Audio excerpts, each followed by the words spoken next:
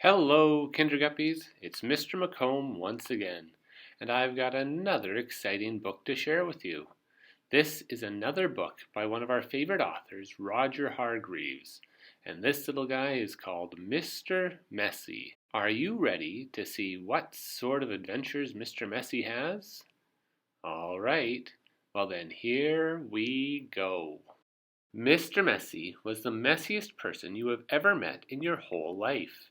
He looked messy because he was messy in everything he did. You could always tell where Mr. Messy had been because he left a trail of messy fingerprints wherever he'd been.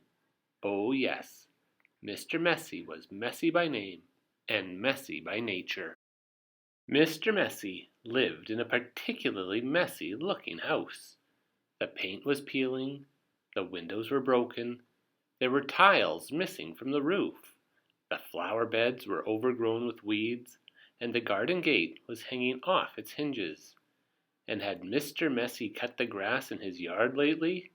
No way, he had not. One morning, Mr. Messy woke up in his messy bed. He yawned, he scratched, he got up, he brushed his teeth, he left the top off the toothpaste tube, he had his breakfast, he spilt his cereal all over the floor, and then he set out for a walk, tripping over a brush he'd left lying in the garden path 2 weeks earlier. There was a forest behind Mr. Messy's messy house, and that's where Mr. Messy went for a walk.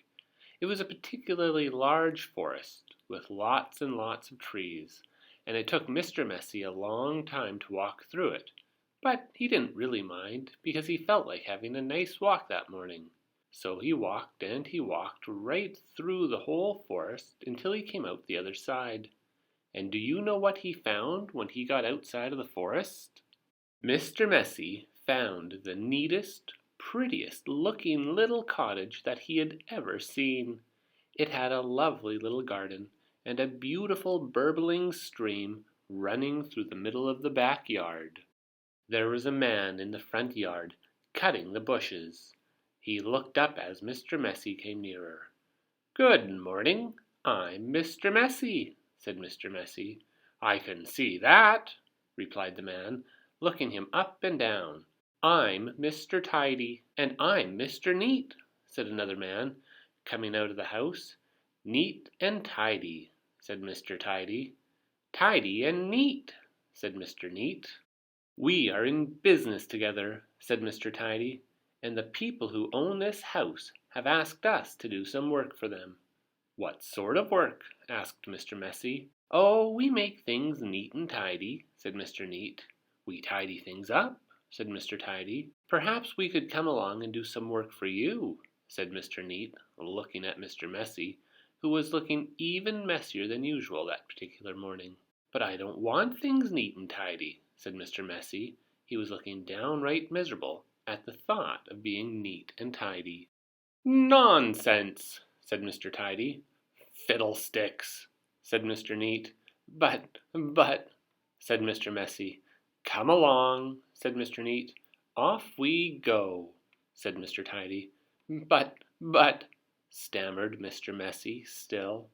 "But nothing," said Mr. Neat, and he bundled Mr. Messy into their van, which was parked behind the house, and off they went to Mr. Messy's house at the other side of the forest. "Oh my goodness," said Mr. Neat when he saw where Mr. Messy lived. "Goodness gracious," added Mr. Tidy.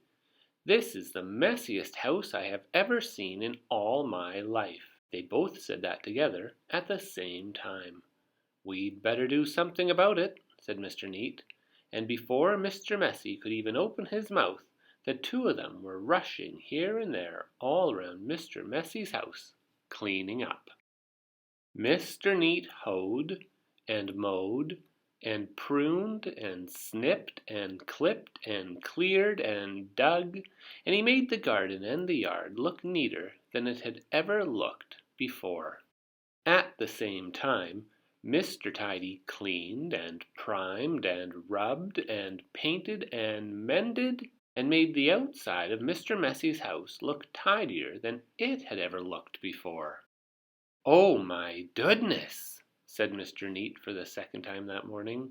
Goodness gracious, said Mr. Tidy for the second time that morning. And then they both set about cleaning the house from the top to the bottom, and from the bottom to the top. They brushed, and they swept, and they polished, and they scrubbed, and they made the inside of the house look neater and tidier than it had ever looked before.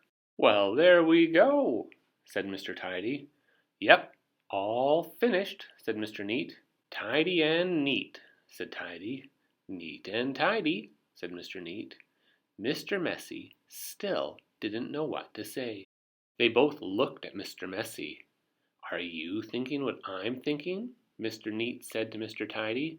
Precisely, said Mr. Tidy. Oh, what are you both thinking? Said Mr. Messy. Well, what we are both thinking, said Mr. Neat and Mr. Tidy together, is that you look much too messy to live in such a neat and tidy house like this. But, said Mr. Messy, rather scared now. But whatever Mr. Messy was trying to say was of no use, and Mr. Neat and Mr. Tidy took him off to the bathroom upstairs. It had been one of the messiest rooms in the whole house, but now, of course, it was as neat as can be. Then Mr. Neat got hold of one of Mr. Messy's arms, and Mr. Tidy got hold of the other arm, and they both picked up Mr. Messy and dropped him straight into the bathtub. Mr. Messy was not used to having baths. Then Mr. Neat and Mr. Tidy washed and brushed and cleaned and scrubbed and combed Mr. Messy until he didn't look like Mr. Messy at all. In fact, now he looked the opposite of messy. He looked at himself in the mirror. You know what I'm going to have to do now? He said in a rather grumpy voice. Mr. Neat and Mr. Tidy looked worried. What are you going to have to do? They asked Mr. Messy together. Well, I'm going to have to change my name, aren't I? Said Mr. Messy. And then he laughed. And Mr. Neat and Mr. Tidy laughed. Then Mr. Messy laughed some more. And Mr. Neat and Mr. Tidy laughed some more. And then they all laughed together and became the very best of friends. And that really is the end of the story, except to say that if you are a messy sort of person, you might have to have a visit from two people. And you know what they are called, don't you? Well, Kinderguppies, there we go again, at the end of another book. I sure love reading these books by Robert Hargreaves. He's got such exciting and funny and silly characters. I sure hope you enjoyed listening to this one. And remember, Mr. McComb will talk to you all later.